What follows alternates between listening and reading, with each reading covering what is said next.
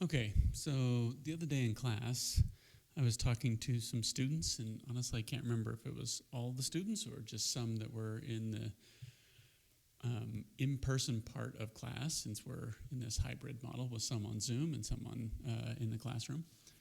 But we were talking about some animation programs, and I mentioned Cavalry, which is just a brief little history.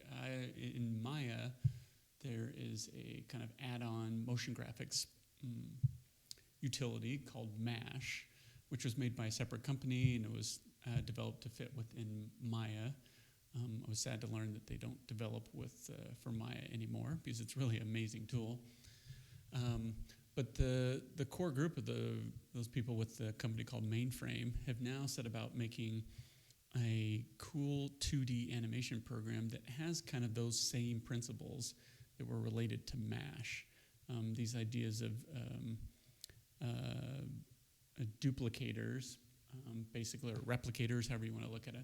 They use the term duplicator to achieve lots of different stuff. And this is within a kind of motion graphics context, but you can do character animation and things like that. Anyways, so I mentioned this to my students, and actually thinking maybe I'll do a demo of this in my upcoming class, and thought I'd record a tutorial to come back to it. So I have not been using Cavalry that long. It just barely came out of beta. I've done a few examples with it. I think it's fantastic. But I wanted to show, what was important to me is I'm teaching this creative coding class, and I'm sure some of the students are like, why the hell are we learning this? What does this have to do? What do these concepts have to do with any software package that's filled with menus and buttons and things like that? And certainly some of those things, where the semicolon goes and all that stuff is not as applicable. But underneath that is this understanding of how does a program think? What are the tools that allow software to do the things that it does? And some contexts, those are more exposed, and sometimes those are less exposed. In this instance here, I think they're actually fairly, there's quite a few parallels between the tools that I might use in a heavily, menu context heavy program like Cavalry, and obviously a text editor that you might do for code. So I just did this example just a few minutes ago, just as just to go through this, right? This did not take me very long, and I will mention I'm using the demo version. The Cavalry people just told me today that they're working on a free educational license. Yay, Cavalry people. But this is very quick for me to create, and some of the concepts in here related quite a bit to some of the things I've been teaching in the code. So what I thought I would do is I just wanted to show this, and then I'm going to delete this and create a new scene and try to recreate this from scratch, just so we can see some of these concepts related to the coding class. So let me just save, and let's just do a file, new scene. Okay, so Cavalry works, and this is not kind of like just a basic intro to Cavalry. This is more an intro with examples to code, so you can see how some of these things would play out. So if this is the very first time you're seeing Cavalry, this might be a little quick, but hopefully as you follow along, if you're in my coding class, you can see that, oh yeah, I remember that from the coding examples we've done. So Cavalry starts with these elements. So I've created a rectangle. I held down Option or Alt and clicked on this little toolbar. Now let's turn off my, there we go. I don't need any email notifications while this is going on. So I can create elements quickly. This is a shape. And then what I want to do is duplicate this. So you can see down here I have a composition window that's related to this timeline. I have some color pickers and other utilities that I'll come to in a minute. I have a composition. I can have multiple compositions. Again, this is kind of like After Effects. And we have an attribute editor here. So when I have an element like the rectangle shape, you can see all these things kind of exposed. So with this selected, what I want to do is put this in a duplicator. Happens to be this little button here. And there's lots of different ways to do this. but I've created a duplicator and a rectangle, and I've associated them. So if I just look at the duplicator, it has its own setup, position and scale and such, but it also has, more importantly, it has an input shape. If I click on it, it says, hey, the rectangle shape number 1. You can see here, interestingly enough, it has a 0 next to it. We'll come back to that. All right? So it has this shape, and it's in a grid. It's 3 by 3. We can't really see it, but if I roll over my cursor, you can see that they're hidden in there. So there's a fit mode and a step mode. I'm going to turn this to step.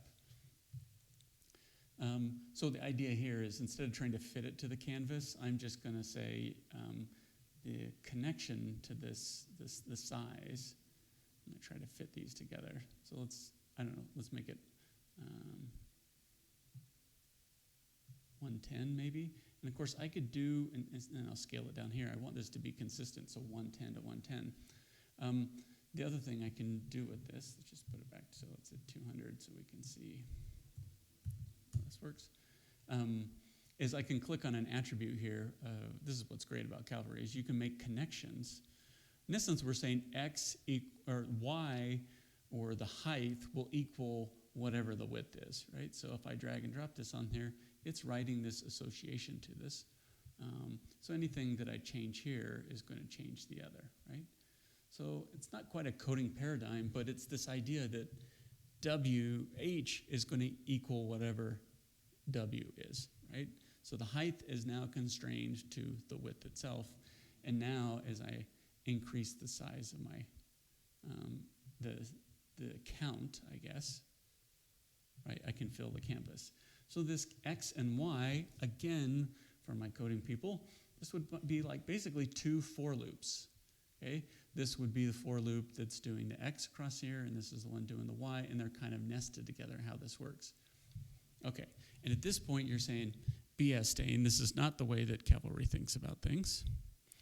And if you go to the software documentation, you can see that key concepts, the context, the underlying concept to understand is that of an index, okay? So this is key to how things are going on underneath the hood. And we've been using this, right? When we've been using the for loops to do X and Y, or when we create a for loop to create 250 random items on the screen, in essence, we have an index or a counter, right? 0, 1, 2, 3, 4, 5, 6, 7, 8, 9. And this gets distributed to give this these 50 boxes in here, right? We're counting from 0 to 49. It's very important because this index basically says, okay, you're a square, but you're square number 0, and you're square number 1, and you're square number 2. And what I can do later on is associate attributes or random, staggered, whatever, to these different instances, these different that are assigned basically as this index number, right? So I am not insane, and I'm not cuckoo for Cocoa Puffs when it comes to coding. Well, that's debatable. I probably am. But you can see how this idea of this index value is going to help drive what we're going to do with these shapes. All right, I'll put that away. I won't come back to the help docs anymore. All right, so I have this rectangle. In fact, I'm just going to put it in the duplicator here. Doesn't really matter. What matters here is the input shape that's associated with that. The next part of this is I wanted to change the, from my example, is this idea of color. So I can click on the rectangle, and if you double click on things down here in the scene window, it loads them in, so it just continues to load them, so you can have multiples here, in this attribute editor. If I hold down Alt or Option, depending on PC or Mac, it will just load the one that I've clicked on. So you can see here's the shape that I've put in here. In fact, you know what? Let's change this. Let's turn on camphor, and let's change this quarter radius. Let's keep it tight for now. Let's make this 10. Okay. So, so I can modify the shape individually, and you can see it's getting duplicated with the duplicator, right, across the way. And I can come into the fill, and I can change this color. So let's just do that, right? Ooh, it's a little harsh on the eyes. Let's tone that down. You can see that again, this is beta, so it has a hex or an RGB value. A lot of this is aimed kind of towards the web currently. I'm hoping they will add a different color picker, right, to how you would manage this. But it does have a color wheel that kind of works with hue saturation. I just wish that it would have that numerically in there. Okay. So I can pick this color as it's being, so the color says, hey, let's put this in the coding context. Let's create a for loop or a nested for loop, and let's say, hey, let's generate this X position and this Y position, and let's draw a rectangle. And right above that, we'll say, hey, let's generate a fill. Okay. So what if we wanted to play with the idea of I want these to be random, these colors that are in here, right? So instead of having to do this with code, you can see if I come over the color picker, there are already these presets. I could create my own, but I'm just going to choose one. In my example, I think I used pink blue. I'm going to go with warm. That sounds good. On a fall day in November. So what I have here is a palette, but a palette is a list, or to use our coding terms, this is an array. Just so it turns out, if I come over to the little menu, little pop over here, I can create a new palette or import palettes. I can also create an array from this palette. And I'll go ahead and create that. And I have a new object down here. This is the color array. And you can see that I have all these colors inside of there, and they have the RGB or the hex values associated with them, as well as alpha channel. But it's not really doing anything. It hasn't changed any of the color. I'm going to go over to the rectangle shape. Excuse me. So I have the color that's selected here. The nice thing is that I can take these attributes and connect them, right? So anything that has a little circle here, if I roll over, it gets blue. It says, yeah, you can connect this to something. And if I drag over here, you can see the things that it can't connect to and the things that it can and can't connect to. So what you can see is that it automatically started to add these the colors, right? Color 1, 0, 1, 2, 3, 4. We've already written these in code, right? We created, let C equal an array, and then we said C square bracket 0 equals this color, and C square bracket 1 equals that color. This is what that is. You can even see that. Look at that. It's a little square, 0 and 1 and 2 and 3 and 4. I can do a little plus sign or add sign if I want to add colors to that. So this is associated to this idea of arrays that we're putting in there. The other part of this is that we have an auto index that's turned on. I'll turn that off. And you can see that the colors went away.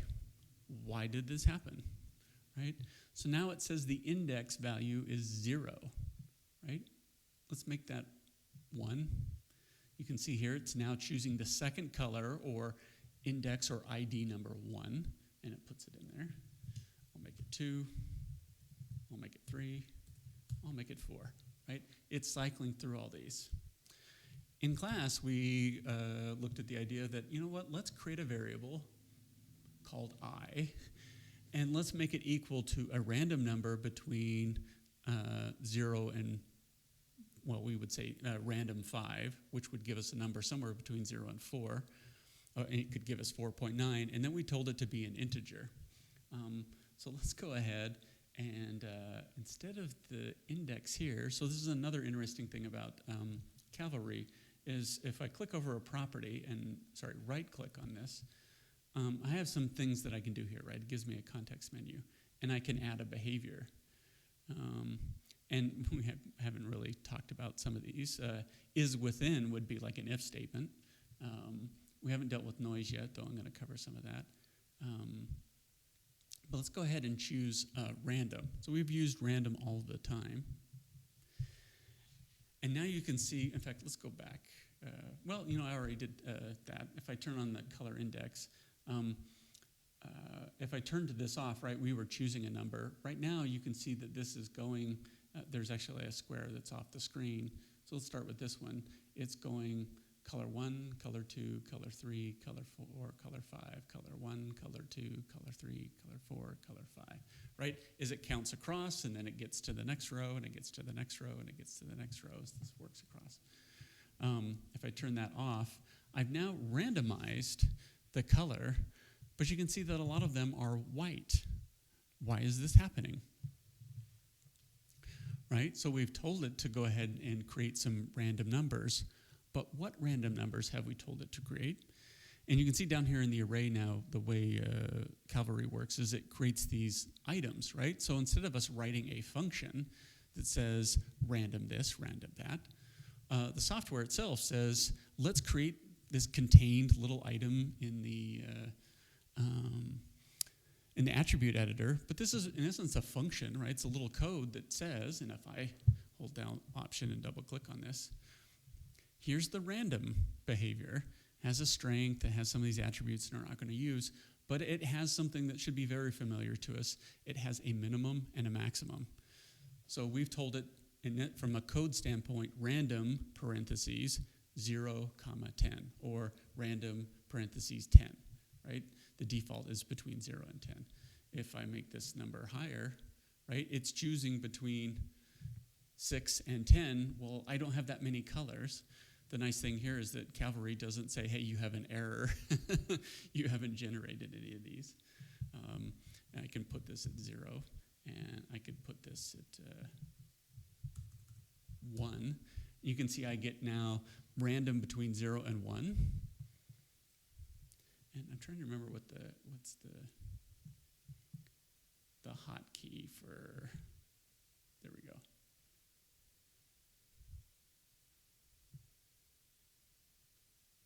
Even gives us decimal point, as we're choosing through this. I was just curious. So 2 and 3, and 4. Right, so it's selecting through that, and then the last one is 5. You can see that now I've exceeded the range, 0, 1, 2, 3, 4, which is 5 elements. So 0 through 4 is the random function or the random atom, I think, or attribute, behavior, I think is what this is called in Cavalry, right? So now I have generated this randomized color field. And I see that actually if I go far enough, I'll get to the point where when it chooses a random number, it will never choose something within that 0 and 5. In fact, I could make that happen by just eliminating there. So let's look at how to animate this. This was part of that example.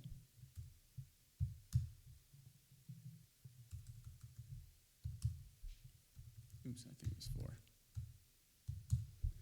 All right, so I'm just going to create a quick little animation. Let me shorten this. Pay no attention to this stuff. Let's just make it 120 frames, right, for my animation. So let's get back to maybe keyframing this. And we could totally do this within a coding context. It's a little hard for someone that's intro to code to think, to get through this quick enough to create these little counters or if statements. But the principles are still the same. Just the software is going to help us out so that we can keyframe really quick and make these little conditions. In essence, we're saying if the frame equals 10, do this. If the frame equals 40, here's another keyframe, do that. So let's just go ahead and make this 0. And we'll put a keyframe here. Oh, actually, let's just put it there.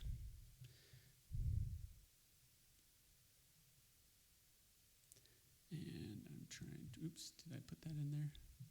There we go. All right, so I clicked on the little diamond shape here. It's kind of like in After Effects. So let's go to frame 10. Now let's make this 1. And let's go to frame 15.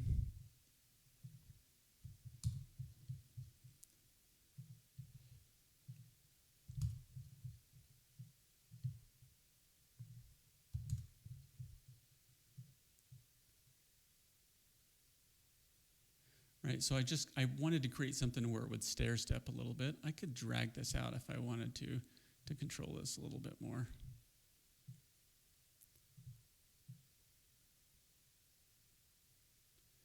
Right, so that it's filling in as it's going along. And of course, it's randomizing across the whole entire population. So as this moves along, this is where we're getting the change, right? But you can see at least it's staying within a color range until it gets to those keyframes, right? Oops, I want this to go maybe to frame 40. I'll go one more. And at this point, what I want to do is maybe exceed the whole range so they begin to disappear. So by frame 90, let's make that, 60. And what I'm also going to do is put a keyframe right here with the minimum being 0, so that it goes another 10 frames. That goes to, 5. And we'll exceed that range.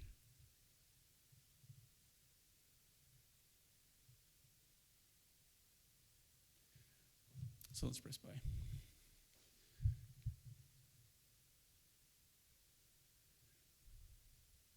So that works pretty well. I mean, I think I would probably tweak this a little bit, so maybe this happens a little sooner. And maybe they overlap with how it's starting to disappear.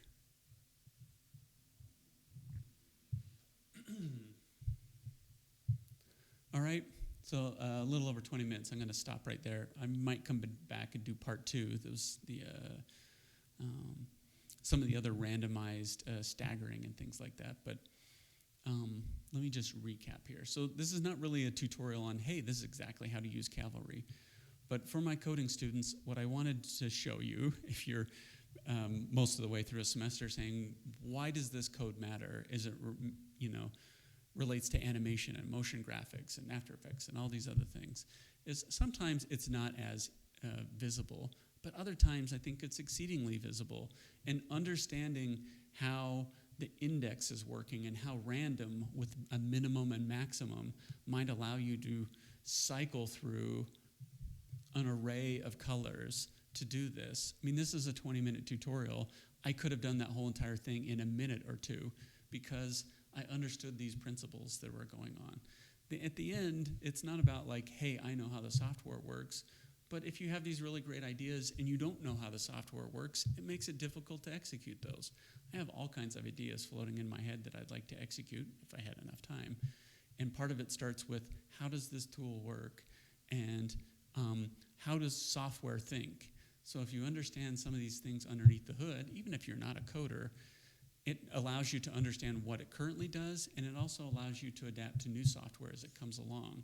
Because you can start to think, not just here's where the menu is, but how does this software think underneath with using random and using index and IDs and all these kind of things.